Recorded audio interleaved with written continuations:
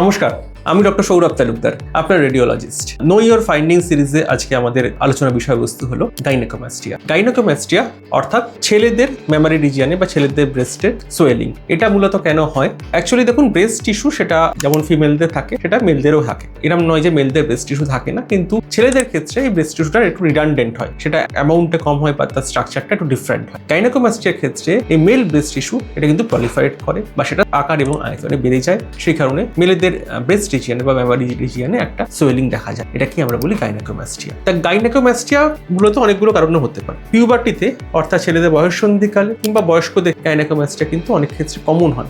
কোনো ক্ষেত্রে কোনো ওষুধের ক্ষেত্রে গাইনেকোমাস্টিয়া হতে পারে। কোনো ক্ষেত্রে আন্ডারলাইন কোনো যদি লিভার বা অন্য কোনো সমস্যা থাকে সেইখান থেকে বা কোনো ধরনের কোনো টিউমার থেকে কিন্তু হরমোনাল ইমব্যালেন্স হয়ে গাইনেকোমাস্টিয়া হতে পারে। এই গাইনেকোমাস্টিয়া আমরা ধরতে পারি কি করে? গাইনেকোমাস্টিয়া ধরার একটা প্রাথমিক উপায় হচ্ছে, প্রথম কথা তো আপনি যদি কোনো এরকম অ্যাবনর্মাল সোয়েলিং কিছু ফিল করেন, দেখতে পান, তাহলে ডেফিনেটলি আপনি আপনার পরিচিত কোনো ডাক্তারবাবুকে কনসাল্ট করবেন এবং একজন বিশেষজ্ঞ রেডিওলজিস্ট ডাক্তারবাবুর কাছে, যিনি বিষয়ে অভিজ্ঞ, তার কাছে কিন্তু আপনি আল্ট্রাসাউন্ড করাবেন। আল্ট্রাসাউন্ড করে কিন্তু গাইনেকোমাস্টিয়া ধরা যায়, সেখানে কিন্তু ব্রেস্ট টিস্যুর এই প্রলিফারেশন বোঝা যায়। এবং তার থেকে বড় কথা, অনেক ক্ষেত্রে যদি ছেলেদের যদি ব্রেস্টে সোয়েলিংও হয়, অনেক ক্ষেত্রে কিন্তু সেটা গাইনেকোমাস্টিয়া যেন নাও হতে পারে। অনেক ক্ষেত্রে লাইপোমাস্টিয়া বলে একটা কন্ডিশন থাকে, অর্থাৎ সেখানে ব্রেস্ট টিস্যু নয়, সেখানে ফ্যাটি টিস্যু, অ্যাডিপোজ টিস্যু, সেটার এক্সেস অ্যামাউন্টে জমা হয়েছে, সেটাকে দেখতে অনেকটা গাইনেকোমাস্টিয়ার মতো হয়েছে। এটাকে আমরা লাইপোমাস্টিয়া বা সিউডো গাইনেকোমাস্টিয়া বলি, সেটা একটা কারণ হতে পারে। অনেক ক্ষেত্রে ছেলেদের ব্রেস্টে কিন্তু টিউমার হয়, অনেক ধরনের টিউমার হতে পারে, সেগুলো অনেক ক্ষেত্রে ম্যালিগন্যান্ট অর্থাৎ ক্যান্সারাসও হতে পারে,